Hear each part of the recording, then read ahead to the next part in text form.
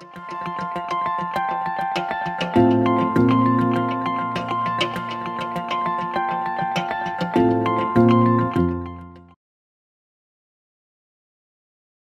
merci beaucoup, Yulia, de la présentation, de l'introduction.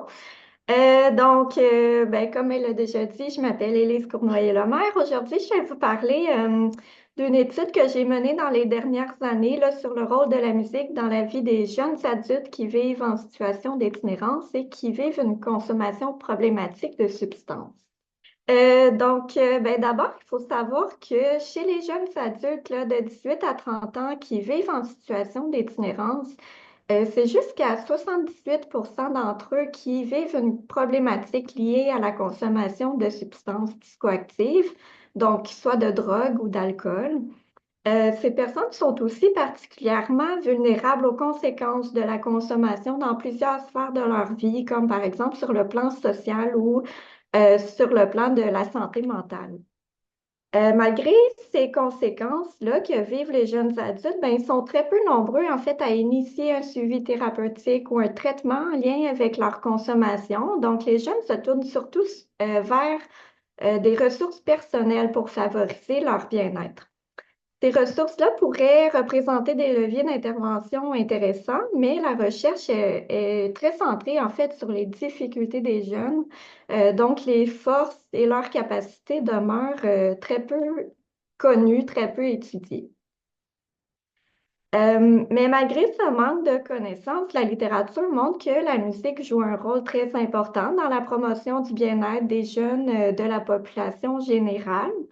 Donc, les jeunes peuvent passer là, des dizaines d'heures par semaine, oui, à écouter de la musique, souvent pour des raisons bien précises, comme faciliter la régulation émotionnelle, promouvoir le bien-être psychologique, faciliter les interactions sociales aussi. Puis certains font mentionner des aspects liés à la dimension physique, parfois la douleur aussi. La musique peut donc contribuer à favoriser en fait plusieurs dimensions qui caractérisent le bien-être global. Par contre, son rôle chez les jeunes adultes qui vivent en situation d'itinérance et qui consomment des substances a été très peu exploré, d'autant plus que la population des jeunes adultes qui consomment des substances, quand on a exploré la musique en fait chez cette population-là, ben, c'est généralement dans le but d'expliquer la consommation plutôt que de comprendre comment ça peut les aider. Donc, dans cette étude, les objectifs étaient les suivants, donc de décrire et comprendre la façon dont la musique contribue au bien-être global et décrire et comprendre le rôle de la musique dans la gestion de la consommation de substances, selon la perspective là, des jeunes adultes en situation d'itinérance qui ont une consommation problématique de substances. Donc, quelques détails méthodologiques. L'étude s'appuie sur un devis qualitatif. Puis notre population, bon, ce sont des jeunes adultes qui qui rapportaient eux-mêmes en fait vivre une consommation problématique de substances et qui vivent à Montréal.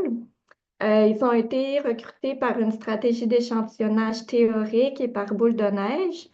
On a aussi diversifié l'échantillon selon l'identité de genre, puis l'engagement dans différents types d'activités musicales comme l'écoute, la pratique de la musique aussi. Euh, Concernant la collecte de données, on a mené des entrevues qualitatives semi-dirigées. Donc, on a développé un guide d'entrevue là, composé d'une dizaine de questions ouvertes qui exploraient le rôle de la musique dans différentes dimensions du bien-être, puis des questions qui portaient aussi sur le rôle de la musique là, en lien avec la consommation de substances. Puis, avec ces entrevues-là, en fait, on a mené ensuite une analyse thématique.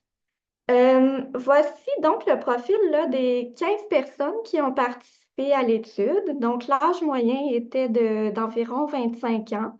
6 personnes s'identifiaient comme étant des femmes, 8 comme étant des hommes et une personne était non-binaire. Concernant l'implication musicale, ben, tous les jeunes qu'on a rencontrés écoutent de la musique de façon très régulière. Environ la moitié pratiquait d'un instrument, la composition de musique ou le chant aussi.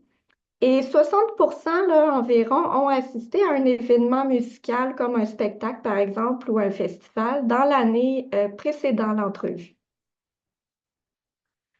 Donc, concernant les résultats sur la musique et le bien-être qui répondent à l'objectif 1, les jeunes qu'on a rencontrés rapportent que la musique était particulièrement importante pour promouvoir le bien-être sur les plans émotionnels, psychologiques et social.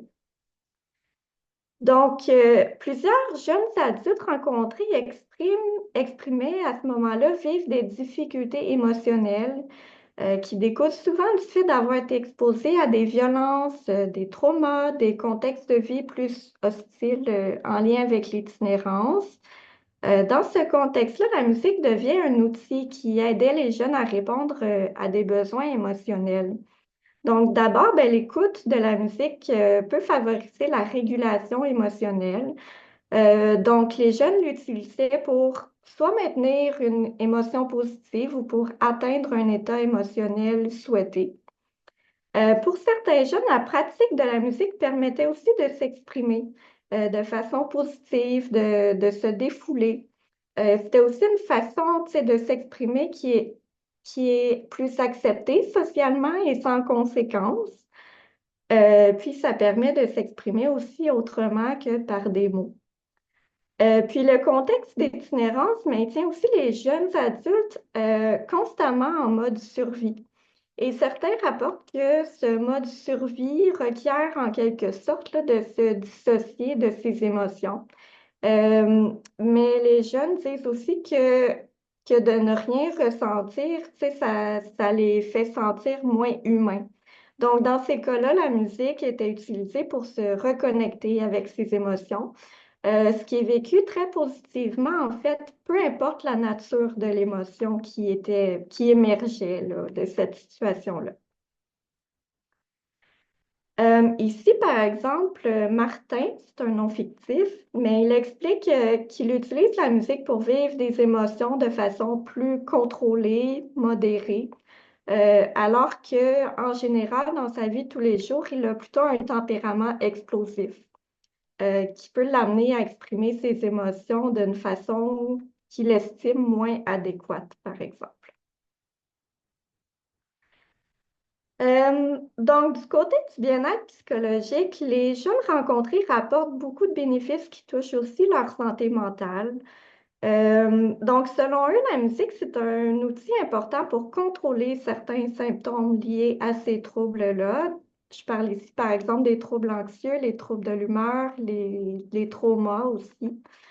Par exemple, les personnes qui vivent des crises d'angoisse, d'anxiété, ben, des troubles d'anxiété généralisée, de l'anxiété sociale, écoutent de la musique pour se créer un espace calme et isolé, malgré le fait d'être le plus souvent à l'extérieur et entouré de personnes inconnues. Pour les personnes qui vivent un trouble émotionnel comme la dépression, des idéations suicidaires, la création et la pratique de la musique, c'est un soutien important pour favoriser leur bien-être émotionnel, comme on l'a vu plus tôt, mais ça les amenait même à diminuer la fréquence de leurs idéations suicidaires et de tentatives de suicide aussi. Puis, les traumas rapportés sont souvent en lien avec des expériences de violence, d'agression sexuelle aussi, qui ont mené à des ruptures sociales, familiales, à un manque de confiance aussi envers des adultes. Puis, dans ce contexte-là, les jeunes rapportent que de pouvoir s'identifier à des artistes ou à des musiques qui expriment des histoires similaires à la leur, ben, ça permettait de se sentir moins seul, en fait, et mieux compris. C'était le cas de Emma ici, notamment, qui a vécu une agression sexuelle, puis elle ajoute qu'à ce moment-là, elle faisait juste écouter de la musique, puis que ça l'a empêché carrément de se tuer. Donc, maintenant, ben, dans un contexte où les jeunes sont exclus socialement, très isolés, stigmatisés, ben, la musique devient importante pour répondre à des besoins sur le plan social aussi. Donc, la musique permet de se connecter plus facilement avec d'autres jeunes, c'est-à-dire qu'elle facilite la rencontre, par exemple, de nouvelles personnes et le développement de relations significatives. Euh, d'autres personnes de notre échantillon s'identifiaient aussi à des communautés musicales, comme des communautés punk, par exemple. Puis, ils voyaient dans ces communautés-là l'occasion de se recréer une famille, d'être acceptés dans un groupe, puis de développer un sentiment d'appartenance envers un groupe. Donc, vivre dans un tel groupe fait aussi partie des stratégies de survie là, pour les personnes qui vivent dans la rue. Donc, ça prenait un sens très important là, dans la population étudiée. On voit ici, par exemple, David qui nous parle en fait du fait qu'il s'identifie lui-même aux sous-cultures, pardon, punk et électronique, puis qu'il a trouvé à l'intérieur de ces communautés-là une sorte de refuge de sécurité où il s'est senti un peu plus à sa place. Je vais dire quelques mots là aussi concernant l'objectif 2 qui portait sur le rôle de la musique dans la consommation de substances. Donc, pour les participants qui souhaitaient exercer un plus grand contrôle sur leur consommation ou la réduire, pour développer aussi de nouvelles stratégies de réduction des méfaits, bien, la musique a été utilisée comme stratégie pour gérer surtout les symptômes émotionnels et de santé mentale, comme je le disais plus tôt. Mais en particulier pendant les périodes, pardon, de grande détresse psychologique. Puis, en favorisant une meilleure gestion des émotions puis des difficultés en santé mentale, ben, les jeunes rapportent que la musique les a aidés à réduire leur besoin de se tourner vers des substances. Euh, donc, ça les a aidés là, à réduire la consommation de substances pour ceux dont c'était l'objectif, ou à consommer moins fréquemment aussi. Jouer de la musique, c'est aussi considéré comme une activité particulièrement utile pour soulager les fortes envies de consommer, ce qu'on appelle les cravings. Puis ça permettait aussi de soulager des symptômes de sevrage. Puis pendant les périodes d'abstinence ou de rétablissement, certains jeunes disent que la pratique de la musique, ben, c'est une façon de favoriser le développement de capacités, de compétences, d'estime de soi aussi. Puis donc, ça représente une récompense importante là, qui est valorisante et qui n'est pas liée à la consommation de substances. Donc, j'arrive à la discussion. Concernant ben, la musique et le bien-être global, nos résultats sont très cohérents avec ce qu'on observe dans la littérature concernant l'importance de la musique puis ses bienfaits chez les jeunes adultes de la population en général. Bien que la littérature chez les jeunes adultes en situation d'itinérance et qui consomment soit plutôt centrée sur les difficultés, ben, nos résultats montrent que, comme les autres, ben, ils rapportent beaucoup de bénéfices de la musique sur le plan du bien-être global. Par contre, on observe même que l'importance de la musique et de ses bénéfices ben, s'intensifie chez cette population-ci, puisque selon les jeunes, ben, la musique devient encore plus importante dans les moments de détresse, dans les moments difficiles.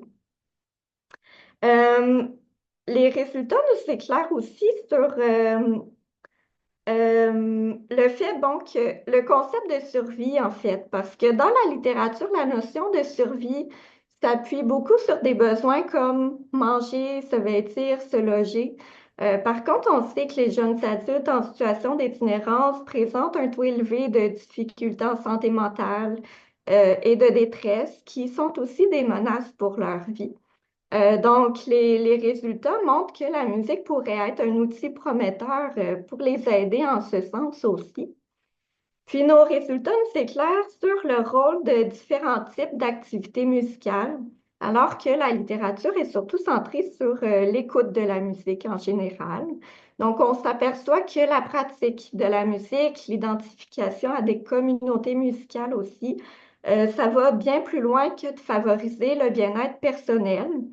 Par exemple, j'en ai moins parlé ici, mais d'autres résultats nous montraient que la musique et les communautés musicales peuvent permettre de donner une voix à des personnes qui sont généralement peu entendues. Puis ça peut aussi être un moyen pour dénoncer puis sensibiliser la population plus large aux réalités vécues par ces jeunes-là. Euh, Puis, ben, au vu de ces constats, une des recommandations là, soutenues par les jeunes qu'on a rencontrés, c'était de faciliter l'accès à différentes activités musicales dans les services qui sont destinés en fait aux jeunes en situation d'itinérance, aux jeunes en difficulté plus largement aussi. Puis, en termes d'implication, bon, je vais peut-être passer rapidement pour nous laisser du temps, mais pour discuter, mais je vais surtout soulever que pour les jeunes adultes, ben, des études comme ça, plus centrées sur les forces, ça permet de soulever justement leurs intérêts, leurs forces, leurs capacités, ce qui peut contribuer à déstigmatiser cette population-là. Puis en termes de services, ben, on veut vraiment s'appuyer sur ces résultats-là pour développer des stratégies d'intervention qui vont mieux rejoindre en fait les jeunes en difficulté, qui vont s'appuyer davantage sur leurs forces et capacités. Euh, pour la suite, mais on veut aussi continuer à développer des connaissances auprès d'autres jeunes qui vivent ou qui sont à risque de vivre une dépendance. Donc, dans des recherches prochaines, là, je vais accorder plus d'attention aussi à la dimension physique du bien-être pour comprendre notamment l'expérience de la douleur, tu sais, pour comprendre si c'est une dimension qui peut aussi être modulée par la participation à différentes activités musicales. Donc, c'est ce qui viendra pour la suite. Il y a mes références ici, puis je vais juste vous remercier, puis remercier toutes les organisations affichées là, qui ont été impliquées ou qui ont soutenu le projet. Merci.